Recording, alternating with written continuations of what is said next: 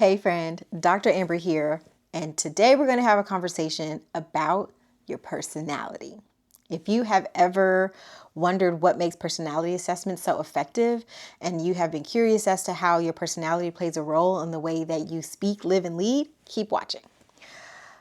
I think that, well, no, let me back up and say, just recently I gave a keynote at a conference talking about leadership and specifically leadership development.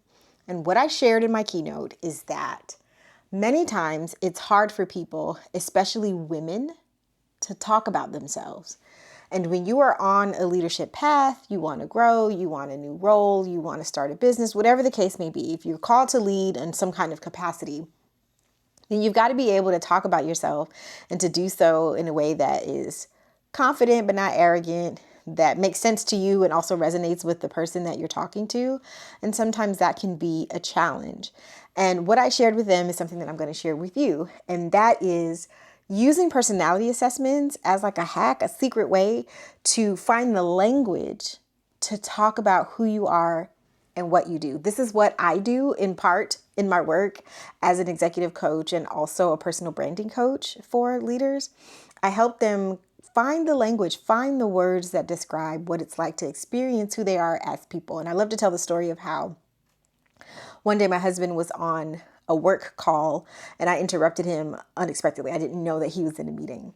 And the people on the call were like, "Oh, is that your wife?" And he said, "Yes." And somebody was like, "Oh, we'd love to meet her." So he's like, "Oh, come say hi to my colleague." So I pop on the screen, I say hello, and then I turn around and I walk away. And I hear my husband say, "Yeah, Amber's not the type of person that you just meet. You don't just meet Amber, you experience her." And I really loved the framing of that use of this idea of what's it like to experience you as a person. And that's something that I offer to my coaching clients and say, what's it like to experience you? What would your friends and family say that it's like to experience you? What would your colleagues and your coworkers or the people who report to you say that it's like to experience you as a person? And so I think that using personality assessments help us find that language, which is why we like to use them. There's no shortage of personality assessments. You can pick whatever your favorite is. There's astrology and human design, DISC, Enneagram, the Gallup's Strength Finder, and there's the Myers-Briggs type indicator, which I'll talk a little bit more about in a second. But the reason why I use those as an example is because I think that something like astrology, for example, I'm a Virgo, okay, Team Virgo. Let me know in the comments if you are also a Virgo. And what people say about Virgos is this, like, oh, they're perfectionists. They like things done a certain way. They are really particular about how they like things done. And yep, accurate in some respects. Not all of it is true. And the thing about personality assessments is that they don't define who you are as a person. They just help you, again, have language to describe what it's like to experience you as a person. It helps you understand who you are, but it doesn't define you. So anyway, what I love about these tools is, again, whatever your preference for them is, it just helps simplify it and make it easier for us to talk about ourselves as we come into our own self-awareness and we grow and we learn more about who we are as people and as individuals and thereby as leaders. So what I want to do in this next series is talk to you specifically about Myers-Briggs. I am a certified Myers-Briggs practitioner. I have been that now since 2018, a long time. And the way that I use that tool is to help people understand what those 4 letters mean. So if you're not familiar with Myers-Briggs, it's a tool that you often will take at work to help you understand the different components of your personality. And it will, once you answer the questions, it takes you about like 12 to 15 minutes or so to answer the questions, because it's not a test, it's an assessment. Nobody's going to grade you. There's no right or wrong answer. You just answer honestly based upon the opposing scenarios that they give you. You pick, you go through the thing, and then they spit you out this like report, the summary that explains what your 4 letters are. Mine are ESFJ. So it's extroversion and introversion. So they call them preference pairs. And I think for this video, I'm just going to make it a brief overview of Myers-Briggs. And then in the series, I'll break down the 2 different preference pairs just to give you a quick understanding. So this is like a crash course in Myers-Briggs.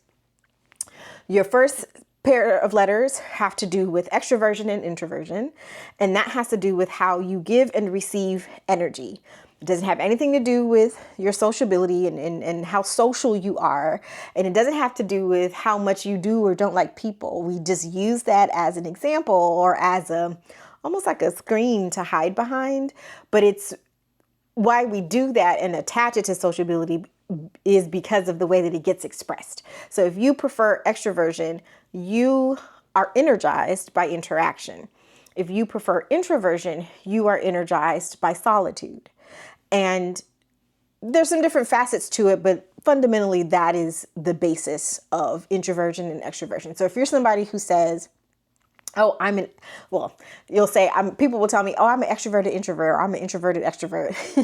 The truth is we all are. You have to look at these preference pairs as like a continuum. So there's one side is extroversion, the other side is introversion. And it's not an either or, it's a both and. We all have traits of both, but there's one that we're more comfortable with than the other. And the example that I love to share to help people understand this concept is I'm left-handed, but growing up as a kid, there were never any left-handed scissors for me to cut with. So I had to learn how to cut with my right hand. To this day, I can only cut with my right hand, but I would never tell people I'm a right-handed, left-handed person because that doesn't make any sense. I just wouldn't say that. So that's why I don't want you to say that you are an introverted extrovert, because again, the truth is we all are, but one you're more comfortable with than the other. This is also why we call it a preference. It's something that both live inside you, but there's one that you prefer more than the other. Not right or wrong, not either or. It's literally just a preference. Then the next pair are S and F, sensing and intuition. This has to do with how you take in information. So people who prefer sensing are my literal people. You like specifics, you like details, you like data. They are the ones, like if you're telling them a story, they're going to ask you questions about, well, what happened and when and at what time. Whereas people who prefer intuition, it's not about being intuitive, but it's about the big idea, the bigger picture. They're really good at assessing what the big picture is. They thrive in the abstract. So this is where folks really lean into their creativity, and they're able to draw and connect the dots between abstract concepts, where people who prefer sensing are more in the more literal, more practical approach. Okay, how you take in information. The third pair has to do with how you come to conclusions, and that's the T and the F. People who prefer thinking and people who prefer feeling. So people who prefer thinking are folks that will, if they have to make a decision, they will step back from the problem. So that way they can kind of get above it and see like, oh, this is what the issue is. Here's how we solve it. Let's solve it right now.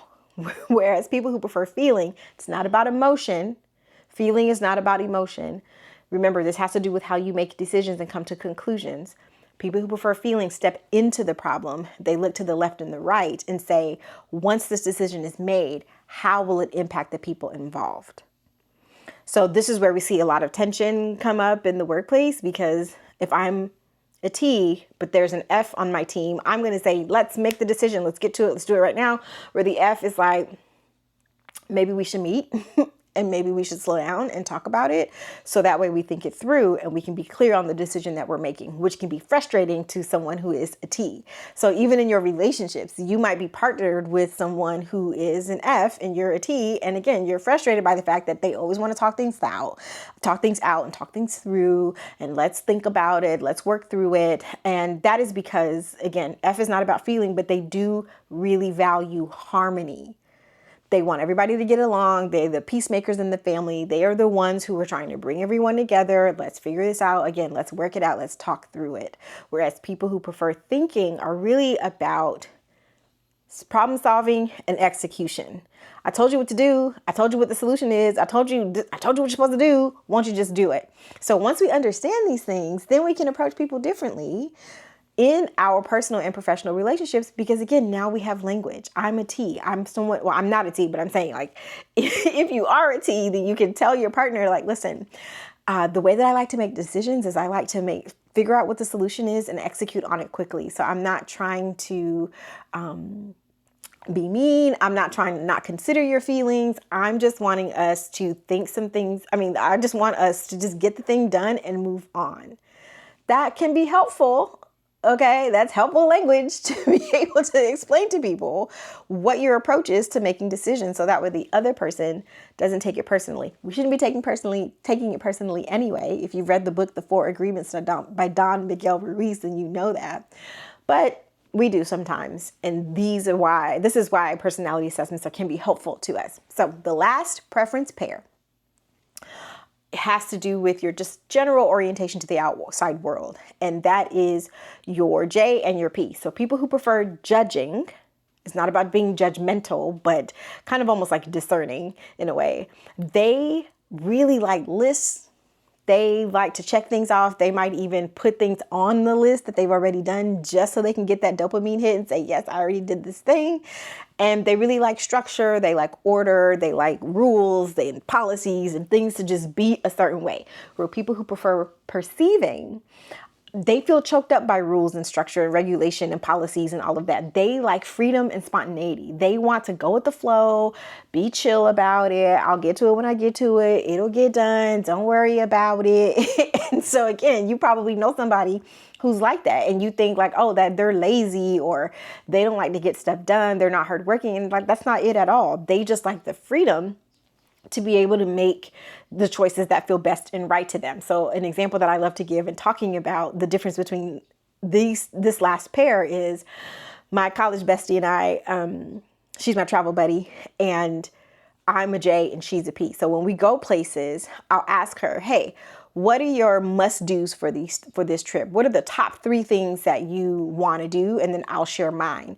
That kind of like forces her to think about it. Like, I'm not the type of person that likes to have an itinerary that's scheduled out for the entire day, but I do like for us to have a little bit of direction, especially if we're exploring a new city for the first time.